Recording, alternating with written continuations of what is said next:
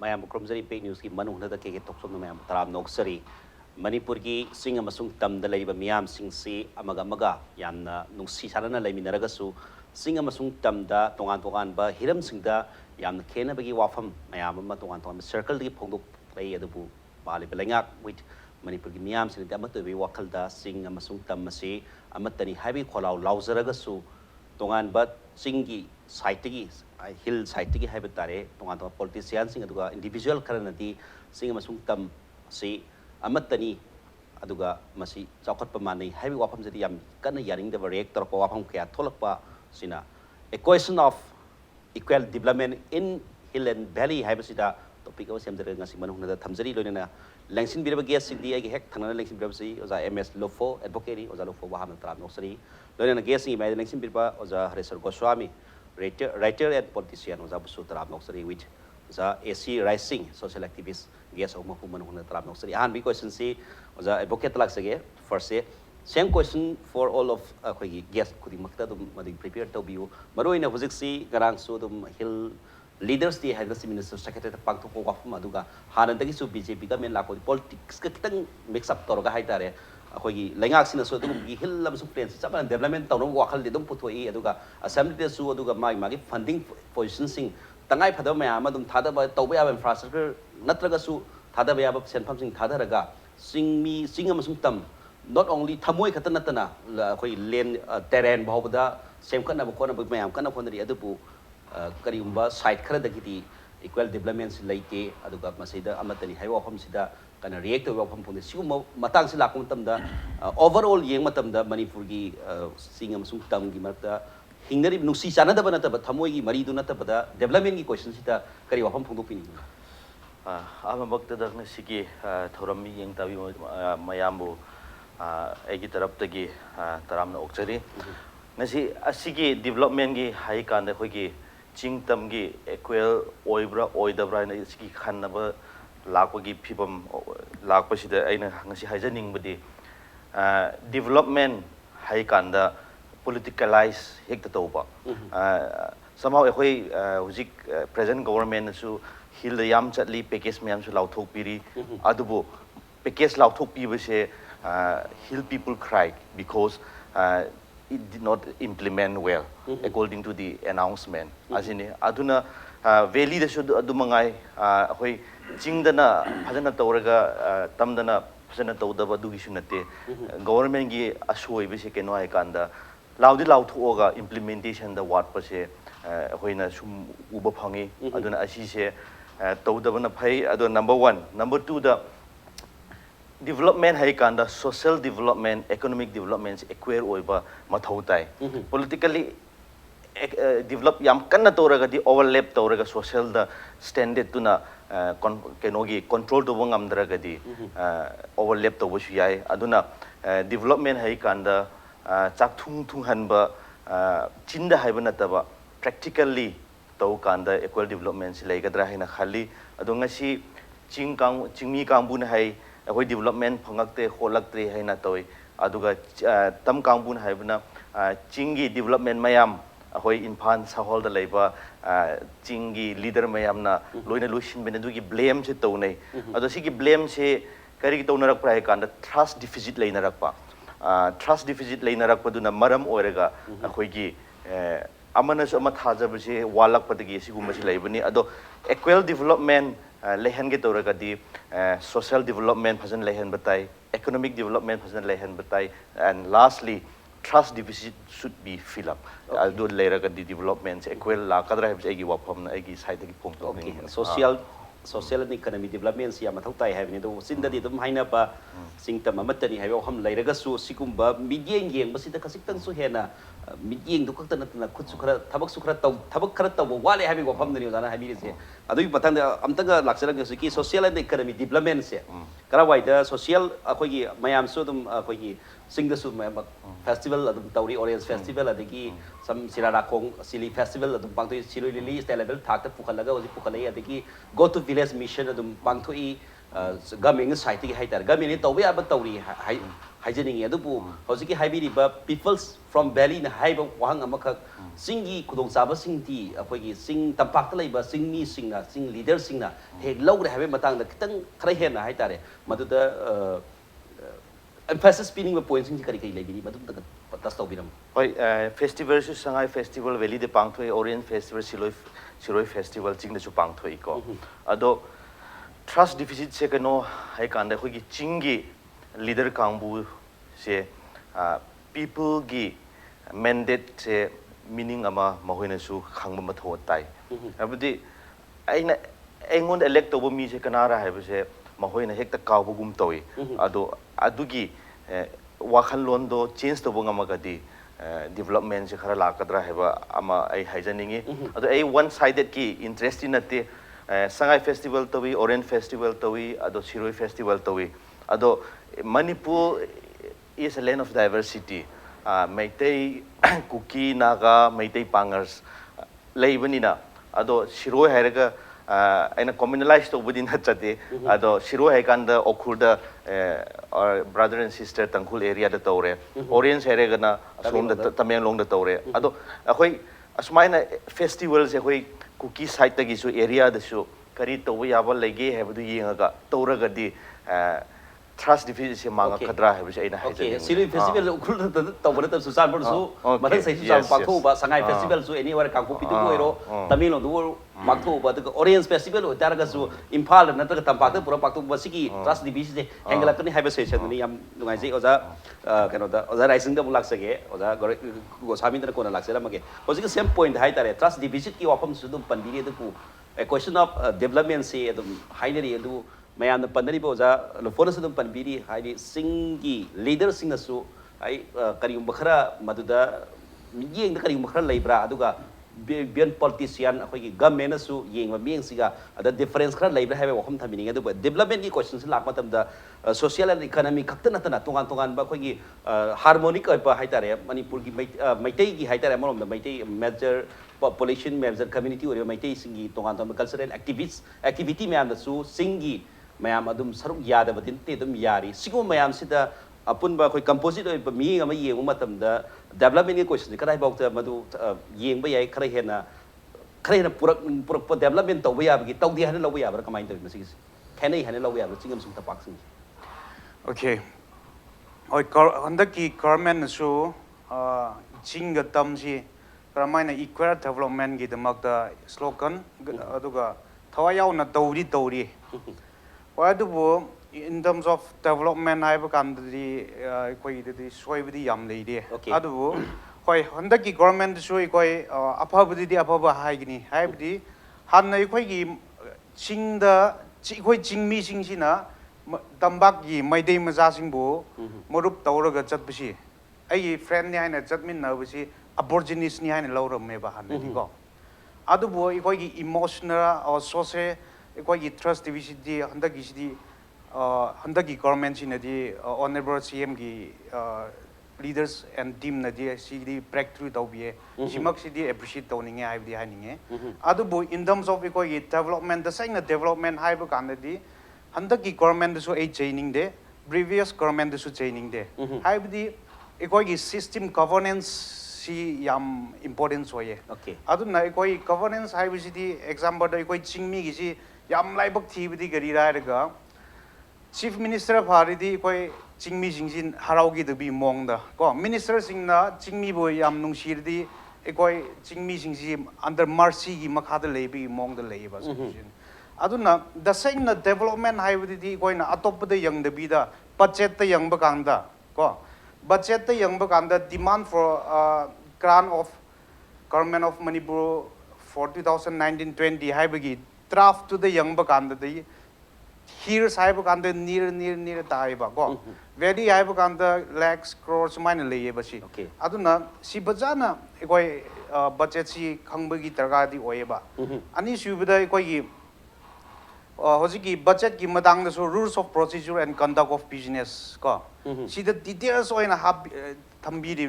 the degree of President go 1970 the other development plan haibisi ai amtang pathok jagi ko mayam weaver sing bu so tak tension na dum tawna siu jaka before the 5-year plan and annual plan of the state are finalized by the government of the state haibni proposal in this behalf which shall show separately the plan scheme proposed to the taken up in the hill area and the rest of the state shall be placed before the hill area committee and the we of the committee shall be taken into account before the plan are finalized. See details on the ban biba.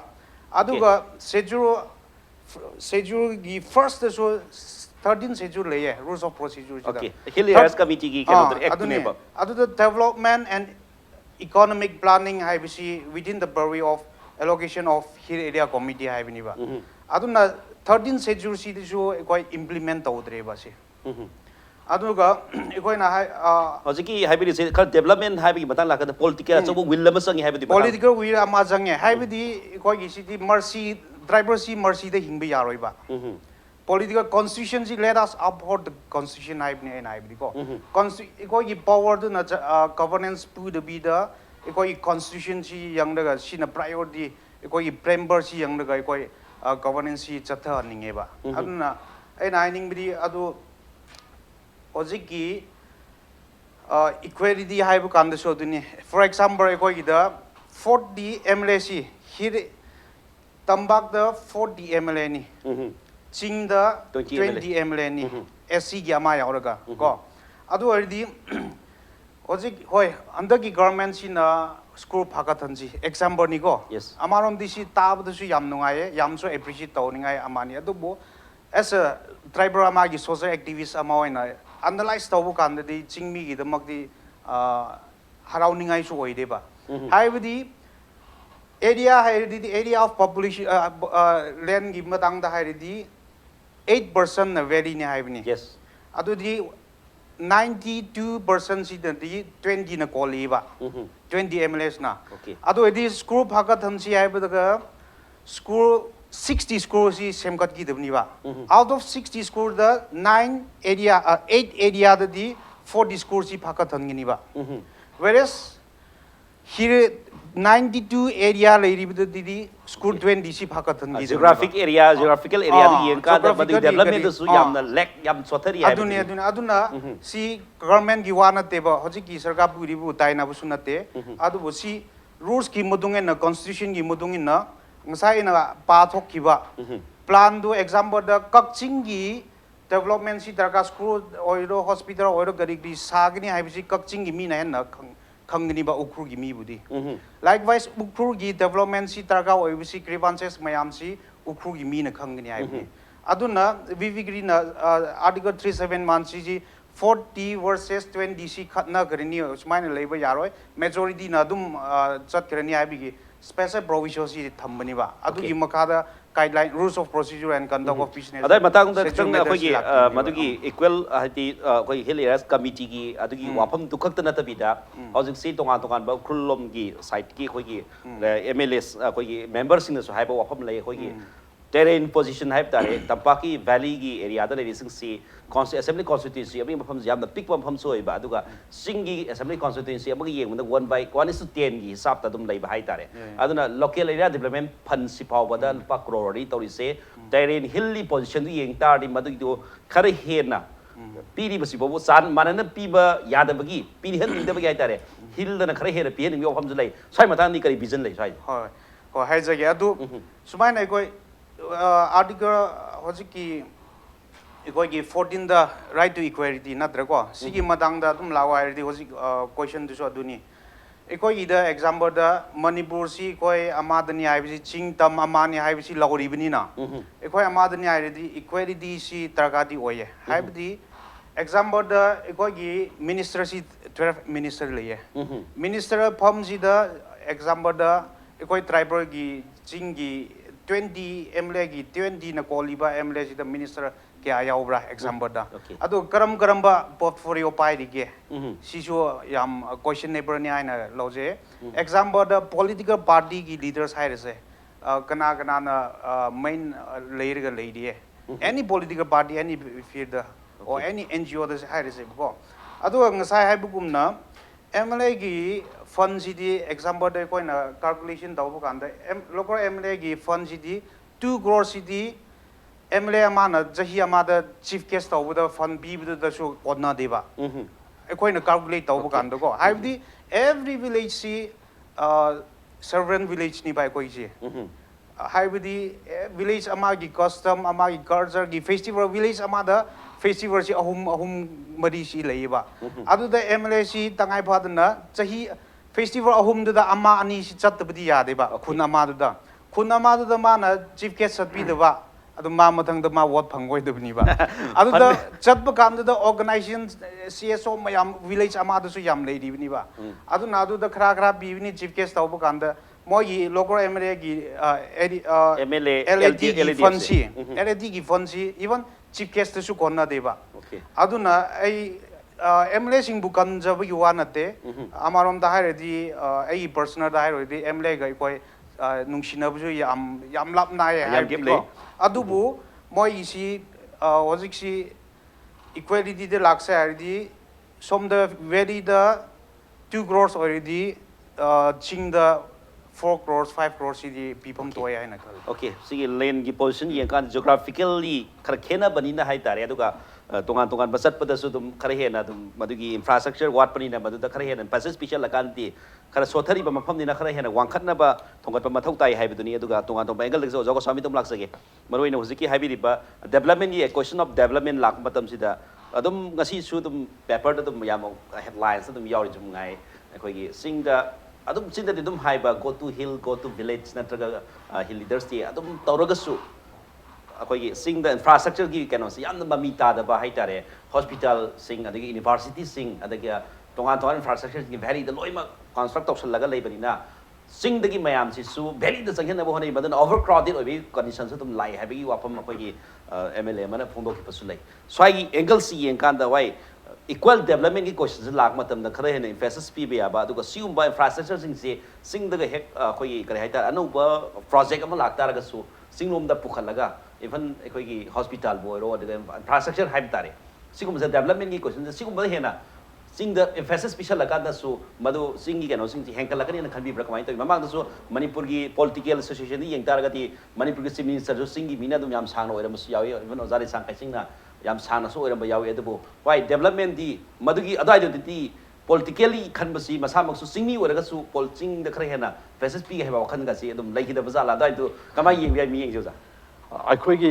ꯅꯩꯅꯕꯒꯤ ꯄꯣꯠꯁꯤꯗ ꯍꯦꯛ ꯂꯥꯛꯏꯁꯦ ꯑꯌꯥꯝꯕꯅ ꯆꯤꯡ ꯑꯃꯁꯨꯡ ꯇꯝ ꯑꯅ ꯂꯥꯛꯑꯦ ꯑꯩꯗꯤ ꯆꯤꯡ ꯑꯃꯁꯨꯡ ꯇꯝ ꯑꯅ ꯂꯥꯛꯍꯟꯖꯅꯤꯡꯗꯦ ꯍꯥꯏꯇꯥꯔꯦ ꯃꯁꯤ ꯔꯨꯔꯦꯜ ꯑꯃꯁꯨꯡ ꯑꯔꯕꯥꯟꯒꯤ ꯀꯣꯏꯁꯟꯗ ꯑꯌꯥꯝꯕ ꯀꯩꯅꯣ ꯇꯧꯏ ꯍꯥꯏꯖꯔꯤꯕ ꯑꯩꯈꯣꯏꯒꯤ ꯇꯝꯄꯥꯛ ꯍꯥꯏꯔꯀꯥꯟꯗ ꯂꯩꯔꯤꯁꯦ ꯇꯝꯄꯥꯛꯁꯤ ꯑꯩꯈꯣꯏ ꯁ꯭ꯇꯦꯠꯀꯤ ꯑꯣꯏꯅ ꯃꯅꯤꯄꯨꯔꯒꯤ ꯑꯣꯏꯅꯗꯤ ꯏꯝꯐꯥꯜꯁꯤꯅ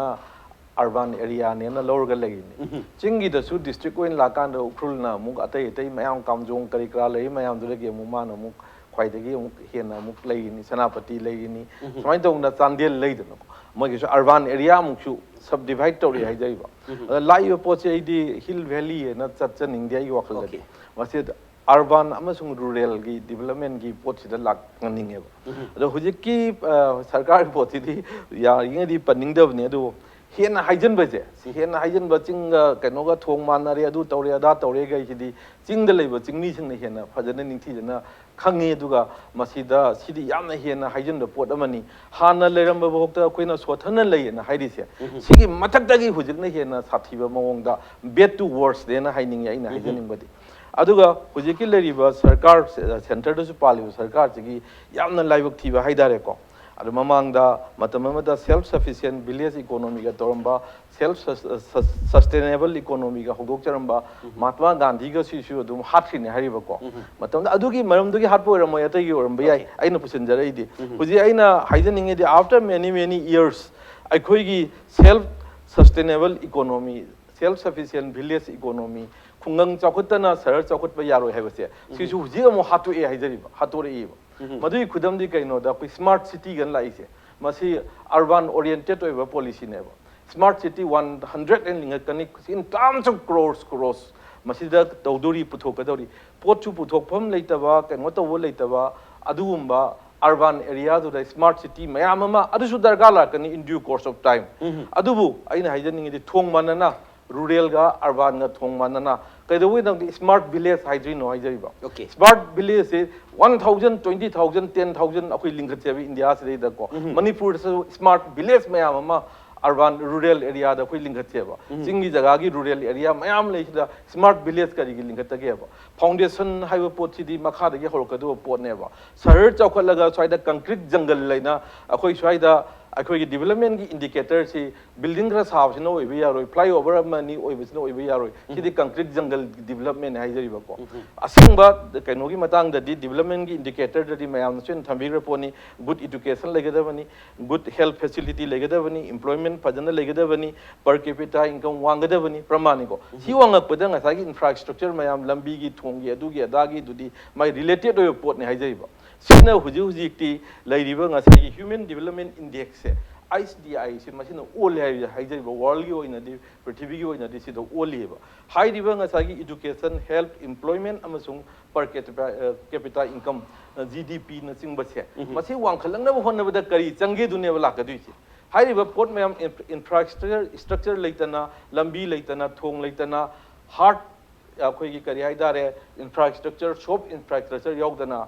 yaroi hai jai ba hard infrastructure na ngak te yaroi hundung cement factory kai do rage ba hard infrastructure di lere shop te ne be fail oi rei se shop management to wang amak ta ba jiri ba ngi bamboo factory atai atai cycle factory adu ada manipur da mayam na khansari sugar mill na matamun da lere mayam se hard infrastructure di pot se loina lere ba ngak ta ne ba ko yamba do shop ki side si da ne ba koi na kanna kuji akhoi gi sei da hard infrastructure to the policy ma project ama sem ga purpose yu ai ba kamai tong na madu maintain tong ni kamai tong na manage tong ni ai poti ya maru ai ai jai ba aduna nga sai gi akhoi ni imphal da mayam nu nari ba imphal sina develop tore hai pot si da imphal da urban area amo ina manipur gi maru ba urban akhoi state capital o mena development mayam ama lai adu si di real development natte hai jari ba si sidai da kari sustainable development kari yaur ga ai jari ba kaimta leite sidai masak phazan ba masu phazan bagi wai du mai ngana tham di question du ne ba aduga akhoi no haidnai du ni akhoi silchar da building mayam lai adu silchar gi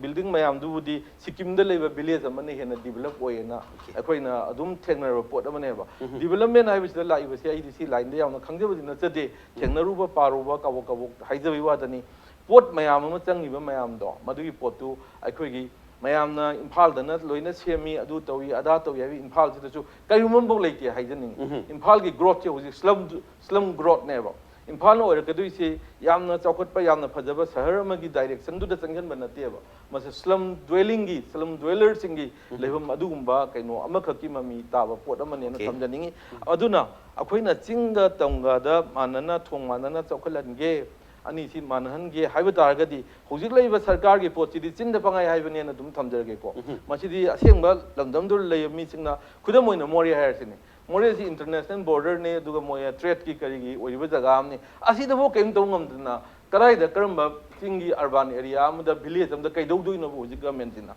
mori da hojik kai dau ngam mi ge haijari mori si hojik yam phajana international level da du da ada ina kari check post kana mayamam tawri ba kaim difang tawle kaim tawdi ke tawdadana leiba mori gumba jaga am bokta keno tawdra kanda karai dagi chingda kamai tawdu no matin da pangang angwani helicopter dispensary chingda gai na pangang mi ko akoi na khalobane helicopter service tu natte ba chingda dispensary ana yek yobangam da balambi thong chapangam da ai chingi lam ya khari ta chai haijare ko ya manung anjan ba sumna kan da bangai jang na chingba tai ji jang ga jai la jang ga si ai loina si el pabram longdi problem namtiram range ko som da so dum liai lai degi akhoi gi jasami meluri ga na even nagaland da huk to nagaland da sing de kangpan na chingba even lanthel laga phailen na chingba bo yog jaraga dum kawo kawo ti understand to na bo hona ja podam ne ba adu hai ba akhoi na khanjaba na thengna pa awa mayam do aduda ngasagi helicopter service ka du dispensary du lega ana ba du pubi daga tobi ga tar khalaga di somda di akhoi gi kari passenger service la kai no khara di hogdi ga chu hai ko adugum pot mayam je hogdo honingi sida natana chinga tamga se kamai tawdana development ji punna lakadagi habagi policy program tapchana akhoi yathuk nim daga lai ngasigi discussion ai gi maru collection gi yam nungai jaba mana matam amagi mamangi akoi tampaki mina akoi ching wahan bani gaina sandoknarambagi poto ngasi di madugi potu gi wangmada akoi chingmi gi kari bi elected singchu akoi khudimmaksu manipur punamak chawkhatnabo honabada akoi pudimki role leiga haibagi wakal puchalakpase masimuk nuai badi leitre discussion sidai daba hana mamangda tawgiba sahi khagi mang tawba di akoi discussion singa su yamna khenare aduna ai jikha sangraba khara yari bro tang bi first round si lo shanap to za a gi dai kita kan minute tang lo biu aina thamjaningwadi masi kitangdi akoi keno tawda kitangdi phajadaba oigadra ju khandre ko huji huji chingda chinggi ayamba akoina chacharubu chingmi sing marum pang sing leiba sing pramani ko lana sandoknaramba misconception mayam ama tawum mayam gache masi koknaba akoi mayam chinggi amasung tonggi ani punna honaminadana civil society organization gi kari gi mayam honaringai marak seida akoi gi kari haidare haibada di kya nuai traba khulai pai ba kangbu haidare makhoi objective se aini yengjabada chingi mla singi su constraint khar le ngadu man ba khar leyeba moi objective se development dura natraga ngasagi autonomy decent det to rai base karam mana moi da priority ne have question se lakan da di development duna moi da priority oidragadi ngasagi pot lomda amaromda moi maintain tawnaba moi hingnaba survive tawnaba adumda changsan bra adugi constraint se chingi elected singda karida ate elected natana chingda posting tariba mioi sing kari sing mayam daga su duga praja sing civil society organization ni thokpireba maru ampang sing daga su layam da su yai aina just sum as a writer duga ching man chacha boina adugi pot ka su khara layam bi ai maram aduna chingi development tapagi maram je factor mayam gi manungda adiki hariba adu amasu oigadra aina thamjage ai amani magi thamjage oigani haibi kano tuni ko okay ya oja harisor ko sabji su yam thabire tu bu ai mamangi ahan magi round si dai tare break ki batungda ani super round jam lage oja fogi yamna makan yam vision issue aduga oja rising vision si tongan tongan ma sai oja gosami thambiri ba han dagi hongpa concept amadi puthopire yamna tam phajam policy amadi puthopire haiba se oja oja gosami thambiri se soi dana zum bakha ta ba kano so haitare makha ta ba round so haitare aduga kano sing se integrate oi ba aduga concrete oi ba kano sing se tholakini haiba gi sa su leizai aduga matang sida yam tentak ba break lo se break ba tung dai ko yam thonjar ke impact ni zum yeng ta dum break ke matang mayam ko na taram nok sari nai ne jari basi manu hunna ta thamjari basi qual development in hill and valley have si ba hai ning da ba hai tare ko gi sena rural and urban gaina har ka su hena nungai ga to ba matang su yaw to de te ozan fotolak sage point sing sai thambi gi ba guest na thambi ba point sing tu ni maroina khra hena manung hena sanction ba tongan tongan border area da lei ba sanction ba da khutong sa da fam sing da su project mayam pai khalaga su madugi kariumba hiram mantraga hiram masane hekta yosan bangam da ba duga tongan bo hill da su singi so dum 3 tier system akoi gi ADC gi support adum lai ramgani n khanjai aduga tapak da su jila parishad pa pradhan bhairo aduga tongan ba electoral system da dum manage tawraga lai singi su dum lairamgani khale aduga tongan funding position duna hojigi assembly gi funding position ba tongan ba political go ba aduga political no ma da lairaga su hek karima infrastructure ma sangkhan ge na haraga su khara hena yausan bada khara wa ba dum sle duga karim obstruction ating ba rak ba do aki khang pon ba yaw da bas maram yaw ba dum yaw ya du madu history na saki ni ma du dum khoi gi re tare development taw no sanction lu ba kang bu da su dum karim ba hiram am draga amana hekta aki khang pon ba ki tawning da ba ade hojik su maroina school college sing su duga sing the posting taw ba government employees sing chu yang kuina medical facilities doctor sing chu sing da even jiribam da pawda doctor laning di habi hom le du adugumba jiribam chu tampaki area or ga su sing do na ifal gi thaptok khiba Churchanpur boiro aduga tongan tongan kamjong anywhere border area da lei sing se government employee bu chaning da bi ofam dum lei ma aduna less development oi bigi factor amara haiba question dani kari having in swide not only funding position economy khakta natana adai da kari mi ngi sigi matang da aina thamjaning bati asi se funding gi natabi da sigi mi na chatning da buse kari chatning da bra habik se government gi will power ma su darkal ama changi keno ai kanda naharon na keno tore khole haina threat lei re ga na karmachari singna adu da blame toraga asum da stay transfer stay tawna ba hot na ba gumba adu gumba se asum asi se open secret ne loi khang nei aduna kari gumba si gumba se lehandana ba shinbada aina haijaning badi government gi su will power ama changi special effort special effort piraga karigumba chingda posting taragadi incentive se khara hingat pra kamai to dugi Policy ma di facility se siyam policy ito ma pa changi policy ma siamdragadi equal ke no oragadi asi se karmachari mayam gi wakhanda ke no ama leigani chatning da bagi aduga trade perception okay aduna akoi khara hen saning da bagi policy ma di oi ba adugu ma tas tawru da baduna development gi mami si jo khara hena mami ta da pra hai di wapam da maina yokshalu dra bari na ado development gi se ina hai kan nga sai khoi gi brother rising ne so hai re budgeting system da gi soiba haure chingi development se chin da yam phajana hai ba ado practically figure the oi kan da chingi budgeting se khara wat pa gumba so hekta leirak pa aduna su factor ama oi number 1 number 2 da aina haijaning na ngasai do political development khaktang hona kan social ga economy se overlap toraga di jam oirakani haibdo aina adu gi wafam du dane aduna sarkar na silli se praja gi jai phana bani adu gi tobani haibagi clear cut vision ama sarkar na thabak pai khatringai da praja da piba mathau ma changi adu piba ngamdragadi social haibaduga economy haibaduga kitang differentiate torga social da kara wai da focus to biningi do economy da na adu kara wai adu kitang adu social economy en haibachina social khoi se unity and diversity khoi state many more than 30 tribes aduga kenogi maite gi sutare chalai adu sra yam leire ko aduna amana ma thaja da bagi se social practice mayam ju leibuni na mahoin adu tawra agadi khoi agi identity da solak kadra adugu mai social perception aina adugu masulai aduga economically chingmi sing sidi economically backward way aduna weak way aduna mahoi senjau paiba kangbu na chang agadi akhoi da economic se chupsin khadra adugu magi apprehension su lei aduna da ne na hairi se aduna sarkar na thabak ma pai ha ka da clear vision ama policy ma ga loina na pai khatra gadi asomgi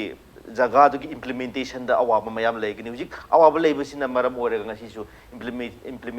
implementation to bukanda awaba mayam thingna bani adu number 1 number 2 da akoi sarkar se aina chaibagi nate ama mamangi su hujiki sarkar se thabakti yamdi pai khali adu lauthok pa se lauthok pa kan thabak pangthok pa kan da inaugurate thok pa kan da mamangi sarkar hekta chaiba se nangna kari toram ge ai se tore hebu gumja asi gumja ai lehanning de abde government is continuous ne ado mamangi oisnu hujiki oisnu continuous ni na blame to narega thabak development mana longna bagi hofam dumdi mana longna bagi dana bagi phiwa aina si tawi mamang torom de habdo asi ai lehanning de ado asi laita bi da clear cut policy leiraga di thabak pai khat pa ka stamping block mayam du su adu dagi khara yasin na badu lak pa ya gadra ha in thamjaning okay social gi performance mayamam su dum tawdab dinati hoji se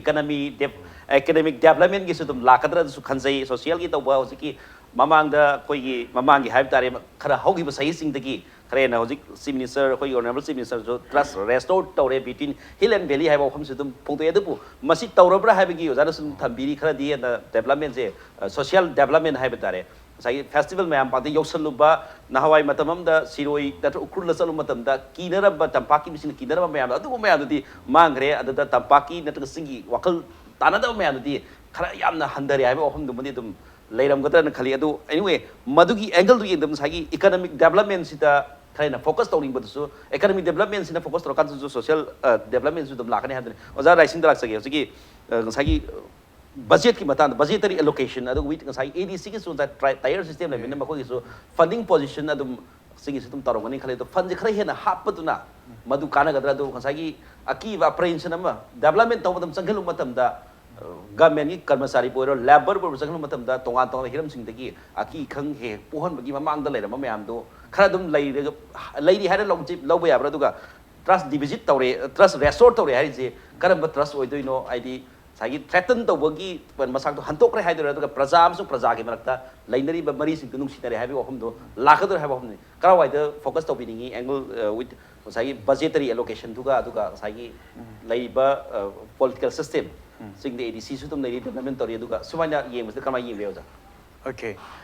hojiki budget gi madang si di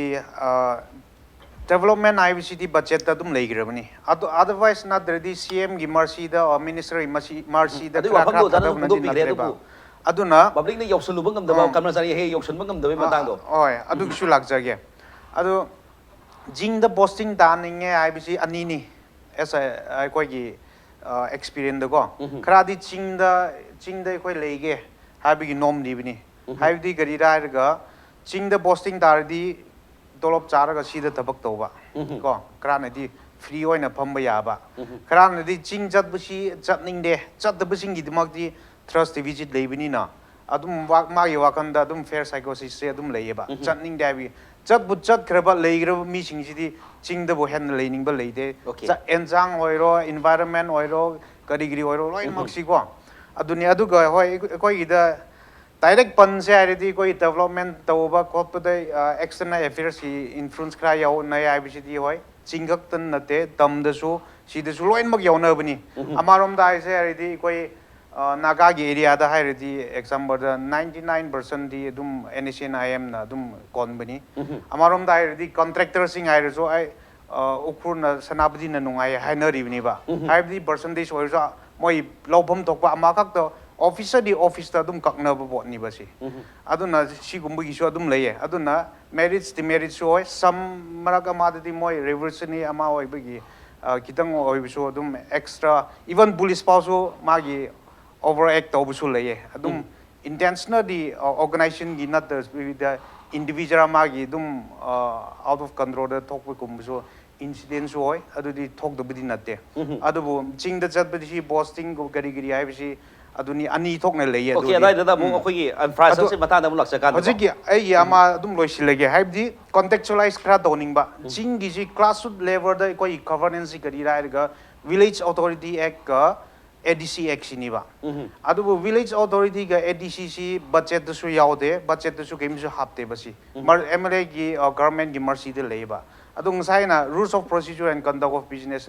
within the purview of hill area committee ni ba adu na koi na tasengna jinga tamji koi nungsina anse aduga equal development bureau se haidi koi gi constitution ji amtang yaw sok te ba yaroi aduga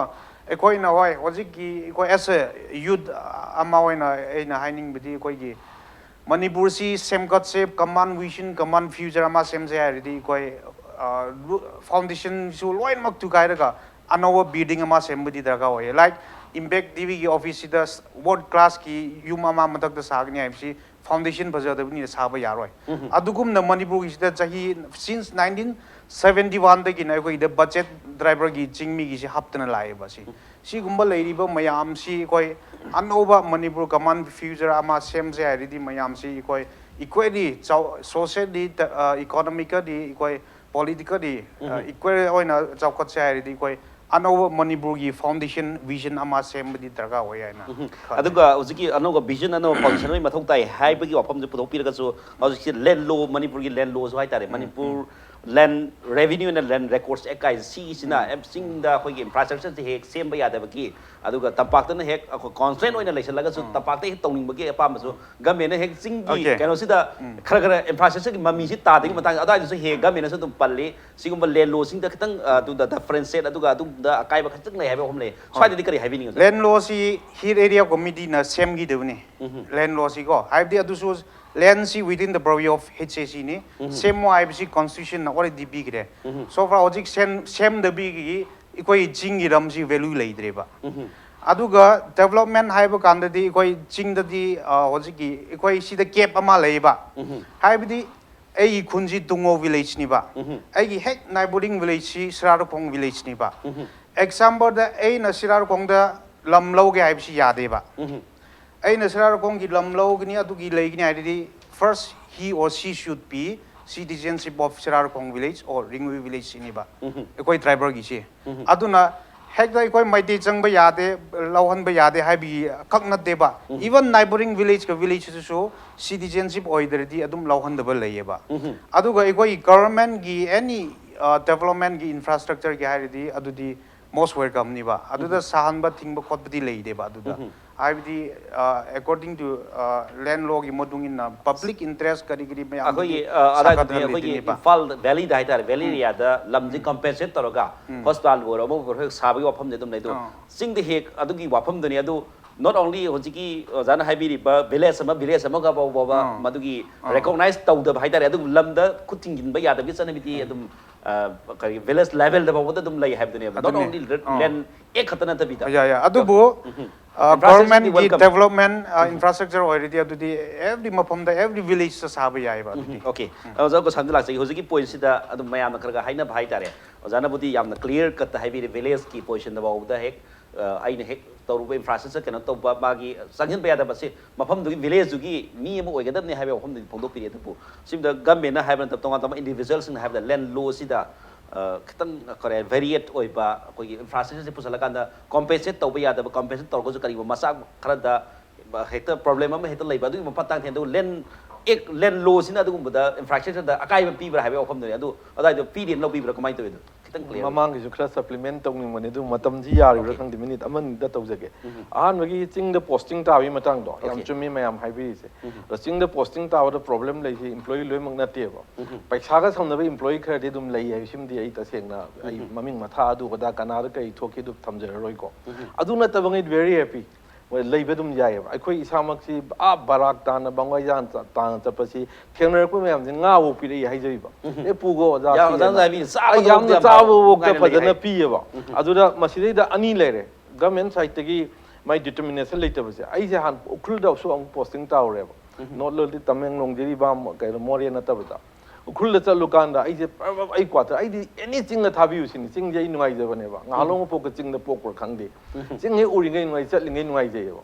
adu chalu kanda kai doge da ai lerem ba quarter se kamai lerem ge da loina sagai ra ko akhoi gi kari kari uri wauri mayam kasal laga leram ba height masida di ai karai lege da ge na kana su khanga di ai thanda gai thor chat lini ai maruti car 800 thol ka matam ji da chalu kanda lerem ba phium du da quarter se lerem du ge di ai si yes do I pet unamaga magi da lebi ku dong charo ye dana ai hala aga khanga chana da hai ra ga ai ching da keno to gi ai na haining point thamjaning di ching da leiba employee sing gi infrastructure matik chana chung pi pi de except mathak da leiba akhoi gi khara wangba SDO dagi ching na ga di kawo kawo leire ko atai hi di ma ngam na ba ai test toraga ma da khula ko netraga ching aduni aduga ani su da mana ching mi ching yam na keno di cooperation di am pbi ba mo ni am hona bi ba adu khakta na di yak tabani na mi ju loina survival hinna bo hoda ba ngak tani na adu ga sigi matang gi da akhoi gi infrastructure je phajana thambi raga di posting je khara makhai de dum laining ni ani su da amana sigi government sina su hana high rabane ba ching da chahi ani leiba adu tawwa ada tawwa ngasai thambigi ba do akhoi gi incentive pi ba gi khotpa gi wa ga se adu hujik loina ma ising manung ga leitum tha da wa chamane kem tawdi adu na sigi problem issue se sidi hoi laining da ba mi gi su lerang gani laining da ba mi gi di not only valley da leiba da natana ching da leiba mi bok da tampak ta taning ba dum pikthana lei ko adu gi issue du madi to khain tham ma se ai jari ba ching gi mi masa ma phok da tampak ka ta na ba khona ba tampak ka leina ba su dum lei madu infrastructure wat pa di oi ba yai ama ma oi ba yai ama oi bi aduna ama thangraga marui bade government side tagi keno watpani haijana ama ai thamjage ani subada amana ngasai gi level government policy se ayam matam de india government ki oina yenga tawre ba akhoi somdagi su hayo matam da akhoi ma india northeast city sini chingi sigum lei ase presentation present tong dabra khangde ba khudam oina ayama haijage ba aina ai assistant director education oina thengnagi ba ma chingi particular lam amada se samna da mi changwa lebe example ni changwa lebe jaga am school lam sagadam ni haire primary natraga junior high school suna gandri ching du de kadori singi ching ma ton si dai na mi chahum leire satra chahum suna gandna chani leire ek kumdar kudana nong ma changna chatka da khonga lambi leita bane ba ra changwa du karai sa dori songi chahum le du sare songi chani do deprive of education ne ado khudam moi ne khoi na mang ngam ta da huji ri ba MST gi bus na ma asang ngam torom dai ne ado khoi gi northeast da dia cho lambi leite thaiba ya ba leite atien na PBU hairang da ba na general gi bus award general gi bus to ado india gi oina mo gi lambi sum sang ba train da bus da ꯆꯠꯄ ꯐꯠꯂꯧ ꯆꯣꯡꯈꯠꯂ ꯌꯥꯕꯒꯤ ꯁꯤꯁꯇꯦꯝꯁꯦ ꯑꯩꯈꯣꯏ ꯁꯣꯝꯗꯁꯨ ꯑꯗꯨꯅ ꯃꯇꯤꯛ ꯆꯥꯕ ꯂꯤꯗꯔꯁꯦ ꯑꯗꯨꯒꯨꯝꯕꯒꯤ ꯋꯥꯠꯄꯒꯤ ꯄꯣꯠꯁꯨ ꯑꯗꯨꯝ ꯎꯕ ꯐꯪꯉꯤ ꯃꯇꯝ ꯆꯥꯅ ꯑꯩꯈꯣꯏꯒꯤ ꯅꯣꯔꯠ ꯏꯁꯁꯤꯗꯤ ꯑꯩꯈꯣꯏꯒꯤ ꯃꯅꯤꯄꯨꯔꯁꯤꯗꯤ ꯃꯌꯥꯝꯒ ꯃꯥꯟꯅꯗꯦ ꯑꯩꯈꯣꯏꯅ ꯁꯨꯃꯥꯏꯅ ꯇꯧꯕꯤꯌꯨ ꯁꯤ ꯇꯧꯕꯤꯌꯨ ꯍꯥꯏꯕꯅꯆꯤꯡꯕꯁꯦ ꯍꯥꯏꯕꯗꯤ ꯍꯥꯏꯔꯝꯒꯅꯤ ꯑꯗꯨ ꯋꯥꯠꯄꯗꯧꯅ ꯑꯩꯈꯣꯏ ꯄ꯭ꯔꯖꯥꯗꯗꯤ ꯌꯧꯗꯕꯒꯤ ꯄꯣꯠꯁꯤꯃ ꯑꯩ ꯑꯗꯨꯃꯁꯨ ꯊꯝꯖꯒꯦ ꯑꯗꯨꯒ ꯑꯇꯣꯞꯄ ꯑꯃꯅ ꯑꯩꯈꯣꯏꯒꯤ ꯂꯩꯔꯤꯕ ꯍꯧꯖꯤꯛ NREGA ꯂꯩꯔꯤꯕ ꯅꯔꯦꯒꯥꯒꯅ ꯂꯩꯔꯤꯁꯦ ꯑꯩꯈꯣꯏꯗ ꯃꯅꯤꯄꯨꯔꯗ ꯍꯧꯖꯤꯛ ꯍꯧꯖꯤꯛ ꯈꯨꯗꯝ ꯑꯣꯏꯕ ꯊꯕꯛ ꯄꯤꯕ ꯉꯝꯗꯕꯒꯤ ꯈꯨꯗꯝ ꯑꯣꯏꯕ ꯄ꯭ꯔꯖꯦꯟ ꯒꯃꯦꯟꯁꯤꯒꯤ ꯑꯁꯣꯏꯕꯕꯨ ꯑꯩꯅ if I am not mistaken 30% ꯍꯦꯟꯅ ꯉꯝꯗꯦꯕ ꯑꯗꯨꯒ ꯃꯤꯖꯣꯔꯥꯝꯗꯗꯤ ꯀꯃꯥꯏꯅ ꯇꯧꯏ 80% ꯐꯥꯎ ꯌꯧꯋꯦꯕ ꯑꯗꯨꯒ ꯑꯩꯈꯣꯏꯒꯤ ꯂꯩꯕ ꯄꯔ ꯀꯦꯄꯤꯇꯥ ꯏꯟꯀꯝꯁꯦ ꯃꯅꯤꯄꯨꯔ ꯂꯩꯔꯤꯁꯦ ꯆꯥꯎꯔꯥꯛꯅ 70,000 ꯑꯃꯨꯛꯇꯅꯦꯕ ꯑꯗꯨꯒ ꯋꯦꯌꯔ ꯁꯤꯛꯀꯤꯝꯗꯤ 4 ꯂꯥꯈꯁꯤ ꯃꯌꯥꯗ ꯂꯩꯌꯦꯕ ꯁꯤꯒꯤ ꯐꯤꯕꯝꯁꯤꯗꯩꯗꯕꯨ ꯑꯩꯈꯣꯏꯁꯤ ꯆꯥꯎꯈꯠꯂꯦ ꯑꯗꯨ ꯇꯧꯏ ꯑꯗꯥ ꯇꯧꯏꯅ ꯃꯆꯤꯟꯗ ꯄꯪꯂꯥꯎ ꯂꯥꯎꯏ ꯏꯀꯥꯏꯗꯕ꯭ꯔꯥ ꯍꯥꯏꯁꯦ ꯑꯩ ꯁꯤꯃꯁꯨ ꯑꯩ ꯍꯪꯖꯅꯤꯡꯉꯤ ꯑꯗꯨꯒ ꯉꯁꯥꯏꯒꯤ ꯑꯔꯣꯏꯕꯗ ꯊꯝꯕꯤꯈꯤꯕ ꯂꯝꯒꯤ ꯃꯇꯥꯡꯗꯣ ꯂꯥꯛꯆꯒꯦ ꯂꯝꯒꯤꯁꯤꯗ ꯑꯩꯈꯣꯏꯒꯤ ꯆꯤꯡꯃꯤꯒꯤ ꯆꯤꯡꯗ ꯂꯩꯔꯤꯕ ꯏꯆꯤꯜ ꯏꯅꯥꯎ ꯏꯟꯇꯦꯂꯦꯛꯆꯨꯑꯦꯜꯁꯤꯡ ꯀꯩꯁꯤꯡ ꯃꯌꯥꯝꯒ ꯑꯩꯈꯣꯏ ꯚꯦꯂꯤꯗꯁꯨ ꯂꯩꯔꯤꯕ ꯑꯩꯈꯣꯏ ꯃꯌꯥꯝꯒ ꯄꯨꯟꯅ ꯑꯃꯨꯛꯇꯪ ꯐꯝꯃꯤꯟꯅꯕꯒꯤ ꯃꯊꯧ ꯑꯃꯗꯤ ꯇꯥꯔꯦ ꯃꯔꯝꯗꯤ ꯀꯩꯒꯤꯅꯣꯗ MLR ꯑꯦꯛꯁꯦ ꯃꯅꯤꯄꯨꯔ ꯄꯨꯝꯅꯃꯛꯇꯤ ꯑꯦꯛꯁꯇꯦꯟ ꯇꯧꯋꯦꯕ MLR ꯑꯦꯛꯇ ꯍꯤꯜꯒꯤ ꯑꯦꯔꯤꯌా ꯍꯥꯏꯔꯤꯁꯦ ꯁꯤꯒ ꯑꯁꯦꯡꯕ ꯗꯤꯁꯇ꯭ꯔꯤꯛ ꯀꯥꯎꯟꯁꯤꯜꯒꯤ ꯀꯔꯤꯒꯤ ꯍꯤꯜ ꯍꯥꯏꯕꯁꯤꯒꯁꯨ ꯈꯦꯠꯅꯩꯌꯦꯕ 1962ꯗ ꯊꯣꯛꯈꯤꯕ ꯒꯦꯖꯦꯠ ꯅꯣꯇꯤꯐꯤꯀꯦꯁꯟꯗ ꯑꯩꯅ ꯂꯥꯟꯗ꯭ꯔꯒꯗꯤ 1402 ꯈꯛꯇꯅꯦꯕ ꯍꯤꯜꯅ ꯑꯩꯈꯣꯏꯅ ꯑꯗꯨꯗ ꯂꯧꯊꯣꯛꯈ꯭ꯔꯤꯁꯦ ꯑꯇꯩ ꯑꯗꯨꯒꯤ ꯃꯇꯨꯡꯗ ꯒꯦꯖꯦꯠ ꯊꯣꯛꯄ ꯂꯩꯔꯝꯒꯅꯤ ꯑꯩꯅ ꯊꯝꯖꯅꯤꯡꯉꯤ ꯄꯣꯠꯇꯤ MLR ꯑꯦꯛꯀꯤ ꯆꯤꯡꯗ ꯆꯠꯅꯩꯌꯦꯕ MLR ꯑꯦꯛꯀꯤ ꯋꯥꯔꯤ ꯂꯥꯛꯑꯒꯗꯤ ꯅꯣꯡꯃ ꯐꯖꯅ ꯐꯨꯜ ꯇꯧꯕꯅ ꯐꯒꯗ꯭ꯔꯅ ꯈꯜꯂꯤ ꯗꯤꯕꯦꯠꯁꯦ ꯆꯤꯡꯗ ꯆꯠꯅꯩꯁꯦ ꯈꯧꯄꯨꯝ ꯇꯝꯄꯥꯛ ꯆꯠꯅꯔꯤ ꯆꯨꯔꯆꯥꯟꯄꯨꯔꯗ ꯄ꯭ꯔꯃꯥꯟꯅꯤꯀꯣ ꯑꯗꯨꯒ ꯃꯣꯔꯦ ꯆꯠꯅꯔꯤ ꯆꯥꯟꯗꯦꯜ ꯗꯤꯁꯇ꯭ꯔꯤꯛꯇ ꯑꯁꯣꯝ ꯅꯥꯀꯟꯗ ꯀꯥꯡꯄꯣꯛꯄꯤꯗ ꯆꯠꯅꯔꯤ ꯑꯩꯈꯣꯏꯒꯤ ꯄꯇꯥ ꯀꯩꯅꯣ ꯇꯧꯕꯒꯤ ꯁꯤꯁꯇꯦꯝꯁꯦ ꯑꯗꯨꯝ ꯆꯠꯅ ꯁꯤꯗ ꯅꯠꯇꯕ ꯑꯇꯩ ꯃꯌꯥꯝ ꯑꯃ ꯑꯩꯉꯣꯟꯗ ꯔꯦꯀꯣꯔꯗ ꯂꯩꯖꯩ ꯆꯠꯅꯕ ꯖꯒꯥ ꯄꯇꯥ ꯇꯥꯕ ꯂꯩ ꯑꯗꯨꯒ ꯑꯩꯈꯣꯏꯒꯤ ꯚꯦꯂꯤꯗ ꯍꯥꯏꯒꯗ꯭ꯔꯥ ꯑꯔꯕꯥꯟ ꯑꯦꯔꯤꯌꯥꯗ ꯍꯥꯏꯒꯗ꯭ꯔꯥ ꯚꯦꯂꯤꯗ ꯆꯠꯅꯔꯤꯕ ꯂꯦꯟꯂꯣꯁꯦ ꯍꯥꯏꯕꯗꯤ ꯇ꯭ꯔꯥꯏꯕꯦꯜ ꯇꯨ ꯅꯟ ꯇ꯭ꯔꯥꯏꯕꯦꯜ ꯇ꯭ꯔꯥꯟꯁꯐꯔ ꯇꯧꯕ ꯌꯥꯗꯦ ꯍꯥꯏꯕ ꯄꯣꯠꯁꯦ ꯆꯤꯡꯗ ꯂꯩꯗꯨꯒ ꯆꯞ ꯃꯥꯟꯅꯩ ꯀꯔꯤꯝ ꯈꯦꯠꯅꯗꯦꯕ ꯂꯥꯟꯅ ꯀꯩꯅꯣꯝ ꯆꯠꯅꯈ꯭ꯔꯦꯕ ꯍꯥꯏꯕꯗꯤ ꯁꯤꯗꯁꯨ ꯇ꯭ꯔꯥꯏꯕꯦꯜꯗꯒꯤ ꯅꯟ ꯇ꯭ꯔꯥꯏꯕꯦꯜ ꯇ꯭ꯔꯥꯟꯁꯐꯔ ꯇꯧ ꯇꯥꯔꯒꯗꯤ ꯑꯩꯈꯣꯏ ꯄꯥꯔꯇꯤꯀꯨꯂꯔ ꯁꯦꯛꯁꯟ ꯑꯃꯒꯤ ꯃꯈꯥꯗ DCꯗ ꯑꯌꯥꯕ ꯂꯧꯕ ꯍꯥꯏꯕꯁꯦ ꯆꯤꯡꯗꯁꯨ ꯑꯩꯈꯣꯏꯅ ꯃꯣꯔꯦꯗ ꯑꯩꯈꯣꯏ ꯇ꯭ꯔꯥꯏꯕꯦꯜ ꯇꯨ ꯅꯟ ꯇ꯭ꯔꯥꯏꯕꯦꯜ ꯇꯧꯀꯥꯟꯗ ꯑꯗꯨꯒꯤ ꯄꯣꯠꯇꯨ ꯑꯗꯨꯝ ꯆꯞ ꯃꯥꯟꯅꯅ ꯆꯠꯅꯕ ꯄꯣꯠꯅꯦꯕ ꯑꯗꯩ MLR ꯑꯦꯛꯁꯤ ꯀꯔꯤꯒꯤ ꯃꯥꯒꯤ ꯑꯣꯕꯖꯦꯛꯇꯤቭ ꯀꯔꯤꯅꯣ ꯀꯃꯥꯏꯅ ꯆꯤꯡꯃꯥꯏ ꯑꯃꯗꯗꯤ MLR ꯑꯦꯛ ꯀꯃꯥꯏꯅ ꯆꯠꯅꯅꯤ MLR ꯑꯦꯛꯀꯤ ꯃꯔꯨꯑꯣꯏꯕ ꯕꯦꯁꯤꯛ ꯃꯥꯒꯤ ꯏꯟꯇꯦꯟꯁꯟꯗꯤ ꯀꯂꯦꯛꯁꯟ ꯑꯣꯐ ꯔꯦꯚꯤꯅ꯭ꯌꯨꯅꯦꯕ ꯂꯦꯟ ꯍꯣꯜꯗꯤꯡ ꯑꯃ ꯂꯩꯇꯅꯗꯤ ꯌꯥꯔꯣꯏ ꯍꯥꯏꯖꯔꯤꯕ ꯑꯗꯣ ꯎꯈ꯭ꯔꯨꯜꯁꯦ ꯑꯩꯈꯣꯏ ꯃꯦꯞꯄꯤꯡ ꯑꯣꯜꯔꯦꯗꯤ ꯑꯩ ꯁꯦꯇꯜꯃꯦꯟ ꯂꯩꯔꯤꯉꯩꯗ ꯂꯣꯏꯈ꯭ꯔꯕꯅꯤ ꯇꯃꯦꯡꯂꯣꯡ ꯂꯣꯏꯈ꯭ꯔꯕꯅꯤ ꯁꯦꯅꯥꯄꯇꯤ ꯂꯣꯏꯈ꯭ꯔꯕꯅꯤ ꯑꯗꯨꯕꯨ ꯂꯣꯏꯈ꯭ꯔꯒꯁꯨ ꯆꯠꯅꯕ ꯌꯥꯔꯣꯏ ꯍꯥꯏꯁꯦ ꯑꯇꯩ ꯖꯒꯥ ꯑꯃꯗꯁꯨ ꯆꯠꯅꯔꯤꯕꯅꯤꯀോ ꯆꯠꯅꯕ ꯌꯥꯔꯣꯏ ꯌꯥꯅꯤ ꯍꯥꯏꯁꯤ ꯄ꯭ꯔꯃꯥꯟ ꯑꯩꯒꯨꯝꯕ ꯈꯪꯗꯕ ꯃꯌꯥꯝꯅ ꯉꯥꯡꯅꯔꯛꯄꯗꯒꯤꯀꯣ ꯃꯗꯨꯗꯒꯤꯗꯤ ꯑꯗꯨꯝ ꯊꯝꯖꯤꯟꯈꯤꯕꯅꯦꯕ ꯑꯗꯨꯒ ꯆꯤꯡꯗ ꯉꯁꯥꯏꯒꯤ ꯂꯦꯟ ꯍꯣꯜꯗꯤꯡ ꯂꯩꯕ ꯖꯒꯥꯗ MLR ꯑꯦꯛꯁꯦ ꯆꯠꯅꯔꯀꯥꯟꯗ ꯆꯤꯡꯃꯤꯗꯨꯅ ꯑꯗꯨꯝ ꯃꯄꯨ ꯑꯣꯏꯖꯒꯗꯕꯅꯤ ꯃꯗꯨꯗ ꯅꯟ ꯇ꯭ꯔꯥꯏꯕꯦꯜꯗ ꯆꯠꯇꯅꯕꯒꯤ ꯀꯩ ꯈꯔ ꯍꯥꯞꯁꯤꯒꯦ ꯑꯗꯨ ꯇꯧꯁꯤꯒꯦ ꯑꯗꯥ ꯇꯧꯁꯤꯒꯦ ꯌꯥꯅꯤ ꯌꯥꯔꯣꯏ ꯍꯥꯏꯕꯗꯨꯗꯤ ꯑꯇꯣꯞꯄ ꯄꯣꯠ ꯑꯃꯅꯤ ꯍꯥꯏꯖꯔꯤꯕ ꯑꯗꯨꯒ ꯍꯣꯜꯗꯤꯡ ꯂꯩꯇꯕ ꯖꯒꯥ ꯂꯣꯏꯁꯤꯟꯖꯔꯒꯦ ꯃꯇꯝ ꯌꯦꯡꯉ ꯃꯥꯜꯂꯦ ꯍꯣꯜꯗꯤꯡ ꯂꯩꯇꯕ ꯖꯒꯥꯗꯗꯤ ꯑꯩꯈꯣꯏꯅ ꯍꯤꯜ ꯍꯥꯎꯁ ꯇꯦꯛꯁꯅ ꯂꯧꯔꯤꯁꯤꯅꯦꯕ ꯌꯨꯝ ꯂꯩꯕ ꯖꯒꯥ ꯑꯗꯣ ꯍꯧꯖꯤꯛꯀꯤ MLR ꯑꯁꯤꯅ ꯉꯁꯥꯏꯒꯤ ꯏꯟꯐ꯭ꯔꯥꯁ꯭ꯇ꯭ꯔꯛꯆꯔ ꯗꯤꯕꯦꯂꯞꯃꯦꯟꯇꯗꯤ ꯀꯥꯏꯍꯜꯂꯦ ꯍꯥꯏꯕꯗꯤ ꯔꯦꯀꯣꯔꯗ ꯑꯣꯐ ꯔꯥꯏꯠꯁ ꯍꯥꯏꯕꯅꯦꯕ ꯖꯃꯥꯕꯟꯗꯤ ꯍꯥꯏꯔꯤꯁꯦ ꯄꯇꯥ ꯍꯥꯏꯁꯦ ꯔꯦꯀꯣꯔꯗ ꯑꯣꯐ ꯔꯥꯏꯠꯁ ꯌꯥꯎꯗ꯭ꯔꯒꯗꯤ ꯍꯧꯖꯤꯛ ꯑꯩꯈꯣꯏꯅ ꯂꯤꯡꯈꯠꯄ ꯌꯥꯗꯦꯕ ꯃꯌꯥꯝꯅ ꯀꯩꯅꯣ ꯂꯩꯀꯥꯏꯅ ꯄꯤꯔꯒ ꯚꯤꯂꯦꯖꯅ ꯄꯤꯔꯒ ꯑꯗꯨ ꯇꯧꯔꯒꯗꯤ ꯂꯩ ꯑꯗꯣ ꯀꯔꯤꯒꯨꯝꯕ ꯕꯦꯡꯛꯇꯒꯤ ꯅꯠꯇ꯭ꯔꯒ ꯀꯔꯤꯒꯨꯝꯕ ꯄ꯭ꯔꯣꯖꯦꯛ ꯈꯔꯗꯤ ꯍꯥꯏꯔꯤꯕ ꯄꯣꯠꯁꯤ ꯌꯥꯎꯗ꯭ꯔꯗꯤ ꯔꯦꯀꯣꯔꯗ ꯑꯣꯐ ꯔꯥꯏꯠꯁ ꯌꯥꯎꯗ꯭ꯔꯗꯤ ꯌꯥꯔꯣꯏ ꯑꯗꯨ ꯇꯧꯔꯗꯤ ꯌꯥꯔꯣꯏ ꯍꯥꯏꯕ ꯑꯦꯔꯤꯌꯥ ꯃꯌꯥꯝ ꯑꯃꯁꯨ ꯊꯦꯡꯅꯩ ꯑꯗꯨ ꯌꯥꯎꯗꯅ ꯌꯥꯕ ꯚꯤꯂꯦꯖꯅ ꯈꯨꯟꯅ ꯉꯁꯥꯏ ꯇꯥꯛꯄꯤꯈꯤꯕ ꯍꯥꯏꯅ ꯌꯥꯕ ꯃꯌꯥꯝ ꯑꯃꯁꯨ ꯑꯗꯨꯝ ꯂꯩ ꯁꯤꯒꯤ ꯄꯣꯠꯁꯤꯗꯤ ꯑꯗꯨꯒ ꯍꯥꯏꯔꯤꯕ ꯉꯁꯥꯏꯒꯤ ꯔꯦꯀꯣꯔꯗ ꯑꯣꯐ ꯔꯥꯏꯠꯁꯦ ꯄꯥꯏꯔꯒꯗꯤ ꯆꯤꯡꯃꯤꯁꯤꯡꯒꯤ ꯑꯣꯏꯅꯗꯤ ꯑꯗꯨꯛꯀꯤ ꯃꯇꯤꯛ ꯃꯥꯒꯤ ꯏꯀꯣꯅꯣꯃꯤ ꯃꯥꯒꯤ ꯀꯩꯅꯣꯁꯦ ꯍꯦꯟꯅ ꯈꯨꯃꯥꯡ ꯆꯥꯎꯁꯟꯕ ꯑꯣꯏꯒꯅꯤ ꯃꯗꯨꯗ ꯇ꯭ꯔꯥꯏꯕꯦꯜꯗꯒꯤ ꯅꯟ ꯇ꯭ꯔꯥꯏꯕꯦꯜꯗ ꯆꯠꯄ ꯌꯥꯗꯅꯕꯒꯤ ꯀꯔꯤ ꯍꯦꯟꯅ ꯀꯟꯕ ꯍꯥꯞꯆꯤꯟꯗꯕꯩꯗꯨꯗꯤ ꯃꯤꯌꯥꯝꯒꯤ ꯑꯄꯥꯝꯕ ꯃꯌꯥꯝ ꯈꯟꯅꯔꯒ ꯆꯤꯡ ꯇꯝꯒꯤ ꯑꯄꯥꯝꯕ ꯈꯟꯅꯔꯒ ꯇꯥꯟꯅꯔꯒ ꯇꯧꯕꯅ ꯐꯒꯅꯤ ꯍꯥꯏꯕ ꯄꯣꯠꯇꯨꯃ ꯔꯦꯀꯣꯔꯗ ꯑꯣꯐ ꯔꯥꯏꯠꯁ ꯖꯃꯥꯕꯟꯗꯤꯁꯤꯒꯤ ꯃꯊꯧꯁꯦ ꯃꯁꯤꯅ ꯄꯥꯏꯔꯀꯥꯟꯗ ꯍꯦꯟꯅ ꯏꯟꯐ꯭ꯔꯥꯁ꯭ꯇ꯭ꯔꯛꯆꯔꯁꯨ ꯉꯥꯏꯔꯦ ꯑꯗꯨꯒ ꯏꯀꯣꯅꯣꯃꯤꯛ ꯗꯦꯕꯂꯞꯃꯦꯟꯗꯁꯨ ꯌꯥꯝ ꯑꯆꯧꯕ ꯀꯩꯅꯣꯝꯗꯤ ꯂꯥꯛꯀꯅꯤ ꯍꯥꯏꯕꯗꯤ ꯕꯦꯡꯛꯀꯤ ꯀꯔꯤꯒꯤꯒꯁꯦ ꯂꯣꯏꯅꯃꯛꯁꯤ ꯀꯥꯟꯅꯔꯛꯀꯗꯣꯏꯅꯤ ꯂꯣꯏꯁꯤꯜꯂꯛꯄꯗ ꯑꯣꯖꯥ ꯀꯩꯅꯣꯗꯒꯤ ꯌꯥꯝ ꯂꯨꯄꯣꯗ ꯌꯥꯝꯅ ꯄꯤꯛꯄ ꯌꯥꯝ ꯇꯦꯟꯕ ꯃꯤꯅꯤꯠ ꯑꯃꯈꯛꯇꯒꯤ ꯄꯣꯏꯟ ꯑꯝꯇ ꯂꯧꯖꯒꯦ ꯍꯧꯖꯤꯛꯀꯤ MLR ꯑꯦꯛꯀꯤ ꯃꯇꯥꯡꯗ ꯑꯣꯖꯥ ꯀꯩꯅꯣꯅ ꯒꯣꯁꯥꯃꯤꯅ ꯄꯟꯕꯤꯈꯤꯕꯗꯨꯗ ꯀꯔꯤ ꯋꯥꯈꯜꯂꯣꯟ ꯄꯣꯛꯄꯤ ꯃꯗꯨ ꯑꯗꯨꯝꯕ ꯖꯃꯥꯃꯗꯤ ꯅꯠꯇ꯭ꯔꯒ ꯔꯦꯀꯣꯔꯗ ꯑꯣꯐ ꯔꯥꯏꯠꯁ ꯑꯗꯨꯒꯨꯝꯕ ꯂꯩꯔꯀꯥꯟꯗ ꯍꯦꯟꯅ ꯑꯦꯀꯥꯗꯦꯃꯤꯛ ꯗꯦꯕꯂꯞꯃꯦꯟꯗ ꯍꯦꯟꯅ ꯈꯨꯃꯥꯡ ꯆꯥꯎꯁꯤꯟꯅꯤ ꯍꯥꯏꯕꯒꯤ ꯋꯥꯈꯜꯁꯤ ꯈꯟꯕꯤꯕ꯭ꯔꯥ ꯀꯃꯥꯏꯅ ꯇꯧꯏ ꯑꯗꯥꯏꯗ ꯌꯥꯝ ꯇꯦꯟ ꯊꯝꯕꯤꯌꯨ MLR ꯂꯥꯛꯄ ꯑꯁꯤ ꯐꯤꯕꯝꯗ ꯑꯩꯅ ꯑꯁꯤꯒꯤ ꯃꯇꯥꯡꯗ ꯑꯩꯅ ꯊꯝꯖꯅꯤꯡꯕꯗꯤ ꯑꯩꯈꯣꯏ ST ꯑꯣꯏꯕꯗꯨꯗ ꯑꯁꯤꯗꯤ MLR LR ꯆꯠꯅꯗꯕꯒꯤ ꯅꯠꯇꯦ ꯑꯁꯤꯗꯤ this constitution protections to the tribals to their area ꯑꯗꯨꯅ ꯃꯔꯝ ꯑꯣꯏꯔꯒ ꯁꯤꯁꯦ objection ama si leina aduna it is aduna MLR chatnaba yadrabani na hill house tax adum pinare adum chatnare aduna asigi se constitution protection duna maram oiraga asigi gap se leibne habse ina thamjane MLR Act se apoi Manipur state phangdingaida union territory oingaida Indian constitution gi adugumba amendment amana adugumba kaino amana ek haigada tari haini regulation amana chanagi report amane ba aduna ni MLR Act se koina chandil laga kaino daga chanaba yari oza raising kari habi ngi swaida sigi ek gisidi nongma bajana neina ba darga oigni adubu sigi sidi land gi value sing sai intention do za intention do value do leon se bank gi amama oiridi here area committee na land law sem gradi adu adum regulate tawragi de bani ba Okay. adu gi option adu ama leibo ko adu bo last ikoi chinga tamsi mana anse aridi ikoi chingmi gi MLA sing si mato yam darga oye isa gi budget tu bukat ki debni adu da ikoi gi government na so som de gi valley gi MLA mayam na so constitution gi madungin nama wi provision gi mayam article 371 si hai si chinga tamsi khatna dningai ni basi aduna sigi act si da ikoi honor dawraga ikoi MLA gi chingi MLA sing na so ma gi mathosi budget si bukat bisnu aduga som da na so support tawbiridi ikoi managini aduna ikoi gi MLA sing na so example ikoi chingai ri chingai gi MLA representative amana assembly da tumgraba haibisidi ma tumgre haibana te example ai constituency hoibigi ko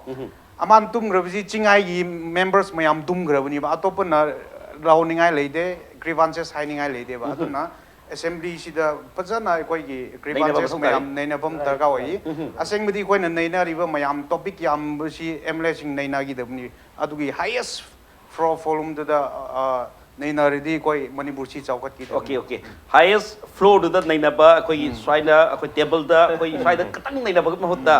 ena highest flow da naina ka da madugi development du lakani tu tongan ba madugi sang la ba long discussion long topic long debate ama madu su mathau ta ba gi wafam ju phongdo pire tu swaida yamna phajaba oza lufogi aduga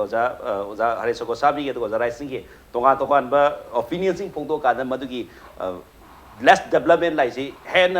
growth torna ba equal development natraga hen development like nan wafam jingti isa gi wakalon da duga singi mioi singi miam singi leaders singi wakalon da laifam thoim sum laisu laigani ha wafam dri phondo pijam ngai je oza mes lo for advocate oza SC rising social activist with oza hareso ko sami oza